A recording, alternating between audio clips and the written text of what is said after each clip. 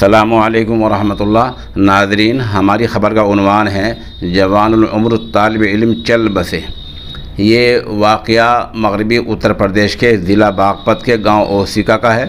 یہ اوسیکا قصبہ بڑوت سے چند کلومیٹر کے فاصلے پر ہے۔ وہاں کے رہنے والے تھے مفتی فرقان صاحب ندوی۔ مفتی فرقان کی شادی ابھی 6-7 ماہ پہلے ہوئی تھی، یعنی مطلب یہ ہے کہ 7 مہینے پہلے ہی وہ شادی کے بندھن میں بدھے تھے۔ آپ کو بتلا دیں کہ مفتی فرقان نے 2009 میں سونی پت کے جامعہ امام احمد میں داخلہ لیا اور پھر 2014 تک وہیں تعلیم حاصل کی۔ اس کے بعد آپ نے ندوۃ العلماء لکھنؤ کا رخ کیا اور وہاں سے تکمیل کی۔ بتایا جا رہا ہے کہ یکم رمضان مبارک کو رمضان کے پہلے ہفتے میں ان کو تیز بخار آیا تھا۔